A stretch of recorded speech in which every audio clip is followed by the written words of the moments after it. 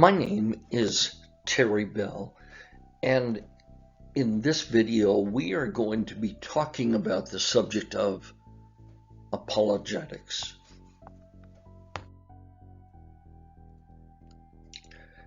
And this subject is an especially important subject for the time and the day that we live in, when religion, any kind of religion, is under attack for not being scientifically provable. Well, one of the purposes of this video is to help you see that we can have a reasonable faith. That is a faith that we reason ourselves to. Please understand, in America, this is the generation where faith may be lost. This is the generation when America may no longer be considered a Christian nation. So this series of videos will concern itself primarily with this question: reason our way to faith. Is faith really reasonable, or is it just some sort of outdated mythology left over from a world long ago left behind? So as I introduce this series of videos, I want you to know that what we're going to be looking at is the question of, is it reasonable to believe in God? Can you really know that it's reasonable to believe in God? Do you know why you believe in God? And to start this, I need to introduce you to the concept that both reason and science are basically synonymous terms. Now, I realize for you philosophers out there, there is some difference between the two, but primarily in the last part of the 1700s, during the Enlightenment, reason and science came to be exactly the same thing. And so for our purposes today, we're going to be looking at reason and science as the same thing. Reason replaced religion during the French Revolution. In fact, when an enormous problem developed with the loss of religion, clergy having been killed, the churches having been closed down, even the weekly and monthly calendars being changed to non-religious names, the cult of reason stood out to people. And it's doing the same thing today. Is it reasonable to believe in God? The mantra of the day is follow the science. In fact, during the recent COVID pandemic, that's about all you could hear in the news was follow the science. And the question a lot of us had to ask ourselves was, which science? We were receiving all kinds of mixed messaging. Be sure and wear a mask. Don't wear a mask. Masks help. Masks make it worse. Be sure and stay 6 feet apart. Well, 4 feet apart will be fine, but it should be at least 6 feet apart. Well, which science do we listen to? So the mantra of the day being follow the science. And the myth today is that science disproves God. Now, my question to you is, does it really have to be either science or God? This whole issue of science and faith has raged on,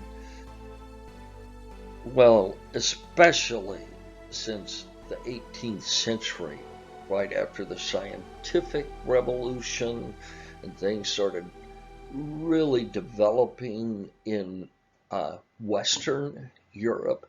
People began to question, why should we believe in God when we've got it within ourselves to invent all of these new things that will help us? But it's a false choice. Philosophers call this bifurcation. By the way, it is a false choice to say it has to be either science or faith. Why does it have to be either or? Why do we have to be involved in that kind of a logical fallacy? Why can't it be both science and faith? I love the subject of astronomy. And one of my favorite astronomers is an agnostic by the name of Robert Jastrow. Now, agnosticism means that you just really can't prove that there is a God. But deep in his heart, when you read Jastrow's books, it seems like he at least wants to believe in God. Listen to what he says in his book, The Enchanted Loon.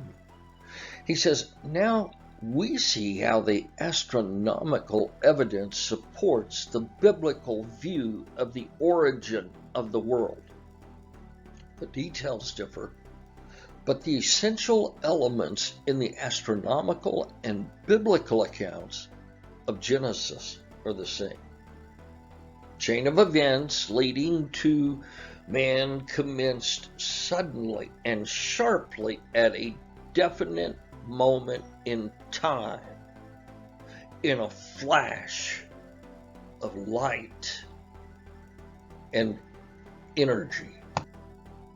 And then Jastrow mentions in another one of his books called God and the Astronomer, he says, for the scientist who has lived by his faith in the power of reason, the story ends like a bad dream. He has scaled the mountains of ignorance, and he is about to conquer the highest peak. As he pulls himself over the final rock, he is greeted by a band of theologians who have been sitting there for centuries. So it's not true that all scientists are atheists. This is another one of my favorite scientists. His name is Francis Collins, and his book is called The Language of God. It's a book I highly recommend to you. Collins says God can be worshipped in a cathedral or in a laboratory. By the way, let me just mention to you that Francis Collins was appointed by President Bill Clinton to head up the new field of biogenetics. And when that happened, he was a devout atheist. And it was because of his studies in DNA and discovering that our lives are really code-based, or shall I say, word-based, that Collins himself became a believer. So we really could go on and on and on with scientists who have become devout believers. I'll just add this one more because he's one of my favorites. Sometimes you hear the phrase, it doesn't take a rocket scientist to know this.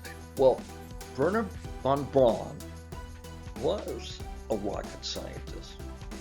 He was the individual who put together, built up NASA that put men on the moon and is now sending rockets to Mars.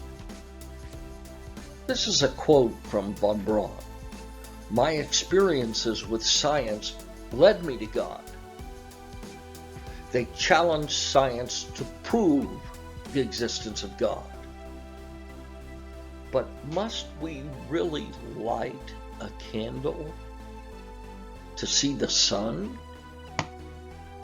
So the next few videos in this particular series on apologetics, I'm going to be using Paul Little's book, Know Why You Believe.